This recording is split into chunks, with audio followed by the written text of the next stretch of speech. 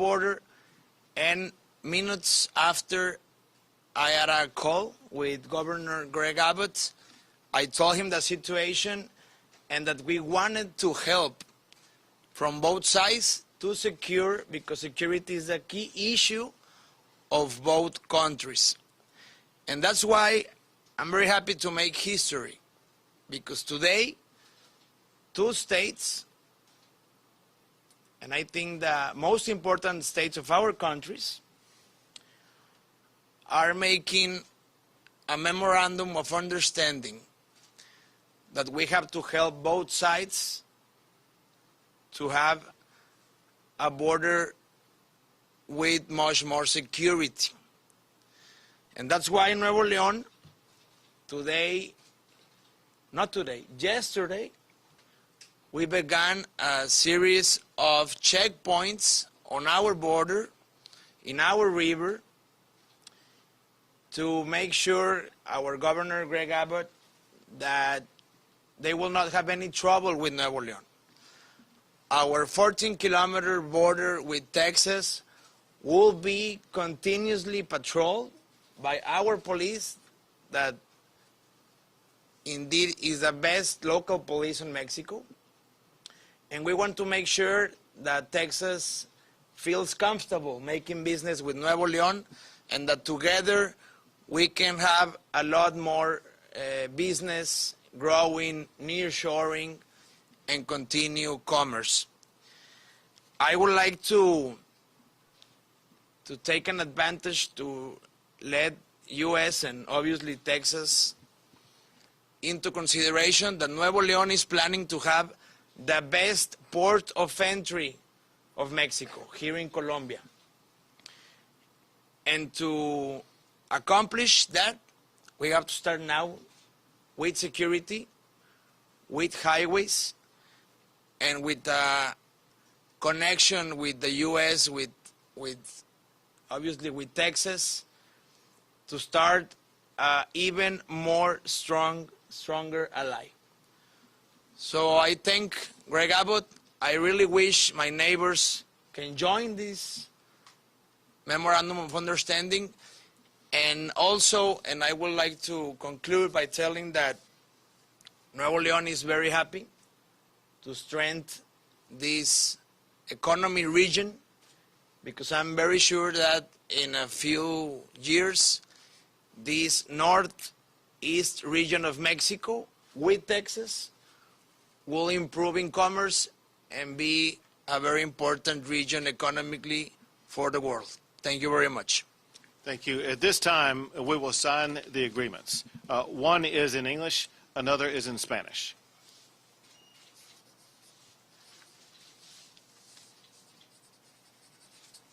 I will sign the Spanish one. Oh.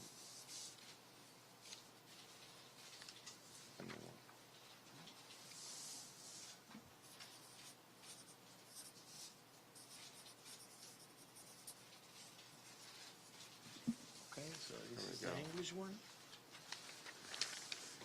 This is the agreement that Nuevo Leon and Texas have now entered, an agreement of cooperation for both security as well as for getting these ports open and doing business like they are accustomed to doing. With that, we'll be happy to take a few questions. Go ahead.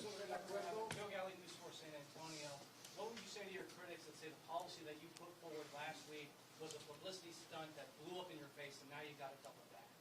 So the goal all along has been to ensure that people understood the consequences of an open border, and that Texas isn't going to tolerate it anymore. And we knew that as soon as we did what we did on the border, that we would be contacted by officials in Mexico, because it is a very high price to pay with regard to what is going on the border. And sometimes it just takes action like that to spur people sitting down and working things out like the way that they are beginning to work out. And it led to today, by us making history, by two governors sitting down. Think about what I'm about to tell you. We've spent something like 15 months under the Biden administration. Not once has Joe Biden been down to the border. Not once has he sat down to try to hammer out an agreement like this. Today, myself and the governor from Nuevo Leon, we're doing something the President of the United States could have done long ago, but he does not do it. It's going to be governors leading the way through programs like this to make sure that we will be able to make our countries and our states safe. And I look forward to working with the other governors who have bridges that coming into Texas, where hopefully we can reach similar agreements. Governor, what do you say to business owners, Governor, and consumers who say they have directly been hit by your efforts to make a point? It sort of refutes the message that we've all heard before, that Texas is open for business and that Texas is friendly to Texans and to Texas consumers. Well, first, for the Texas business, report just came out showing that Texas has the strongest, the best, the #1 gross domestic product of any state in the United States. Under my leadership, Texas has been ranked the #1 state for business in the United States, and Texas has received the Governor's Cup for the #1 state for economic development. The people in Texas who may have suffered some hardship because it took a few extra hours to get something across the port, those are the very same Texans who agree overwhelmingly that we as a state and we as a people have suffered substantially from the open border policies of the Biden administration. The same people who have suffered a few hours of delay, they have been shouting for the past 15 months to the Biden administration, do not open those borders. They've been demanding the Biden administration keep the Title 42 expulsions into place. They've been demanding that the Biden come up and show up, not for a photo op, but to show up and hear the complaints from the people in Del Rio. I'll tell you what, I've been to Del Rio. I've been up and down the entire border. I know exactly what the consumers along those borders are saying. They're saying they need the border secured. That is their top priority. Next outlet. Governor, how would you respond to taxpayers who are upset that their money is going toward giving these migrants a free ride to D.C.? And do you have plans to perhaps fly more of the migrants out of the Texas border, including at Bluff? There's one thing that's perfectly clear, and that is the Biden administration and a lot of leaders in Congress have no idea about the chaos they have caused by their open border policies. And they refuse to come down and see firsthand and talk to the people who are really most adversely affected. And if they're not going to come to the border, I'm going to take the border to them in Washington, D.C. They experienced early this morning exactly what communities in Texas experience every single day, where the Biden administration is dropping off large groups of illegal immigrants from countries across the entire globe, leaving those local communities to have to grapple with it. And we had the first bus load arrive in Washington, D.C. today. There will be more that will be arriving, whether by bus or plane, so that Washington is going to have to respond and deal with the same challenges that we're dealing with. Governor Abbott, DPS has not publicly reported any drug seizures or immigrant apprehensions as a result of the truck safety inspections at the bridges. Have there been any, and if not, are those inspections having the desired effect? I would have to refer you to the Texas Department of Public Safety with regard to what, if anything, they've apprehended. Here's the only thing that I do know, and that is that they're inspecting every vehicle, and almost 25% of all vehicles had to be put out of operation because of lack of safety of those vehicles, whether it be because of brake issues, because of tire issues, or other issues. There may be Texans whose lives were saved because of the vehicles taken out of operation by what the Texas Department of Public Safety did, because otherwise those dangerous vehicles with dangerous brakes could have run into a Texan walking across the road or driving down a road. So I applaud the Texas for Public Safety living up to what they stand for, public safety. Sí.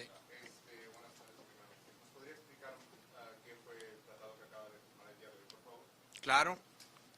I will do it in English because we arranged to make this in English, and in the afternoon I will do it in Monterrey, Nuevo Leon in Spanish.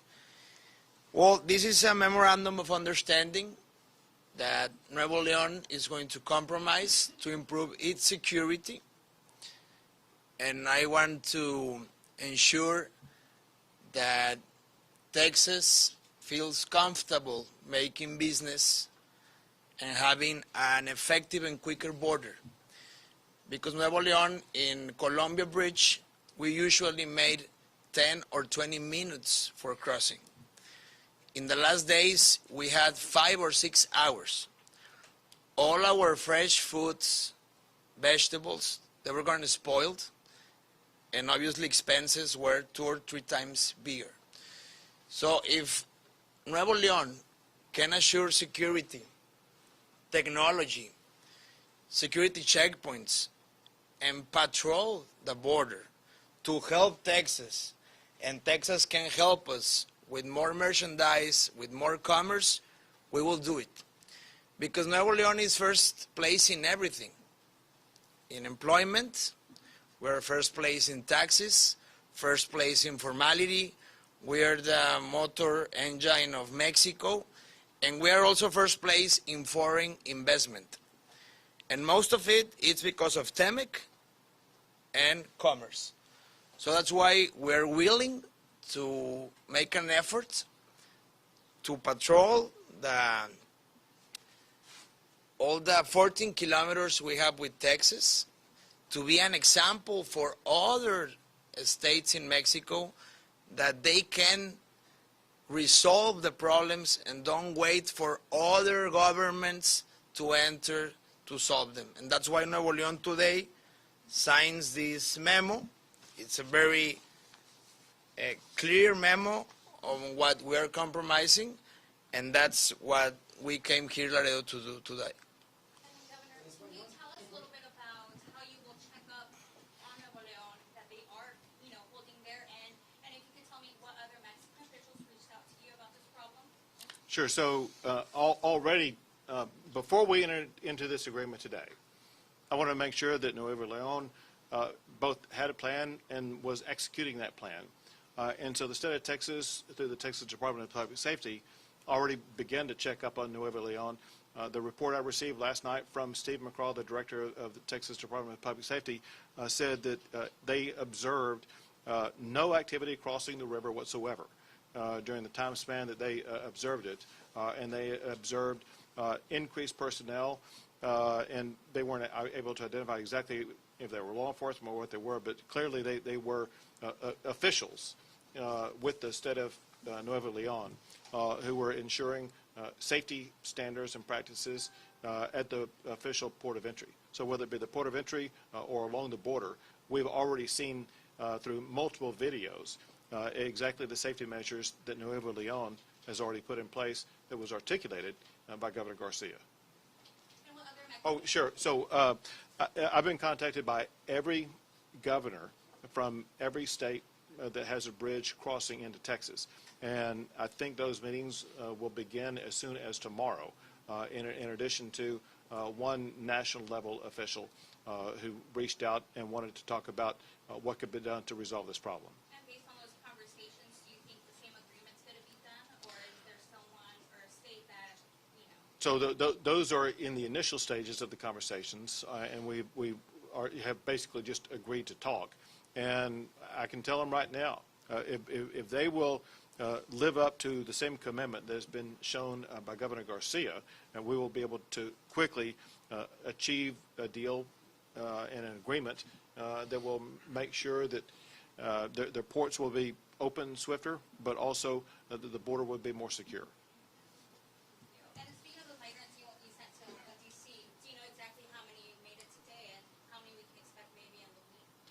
So I can't tell you how many will be forthcoming.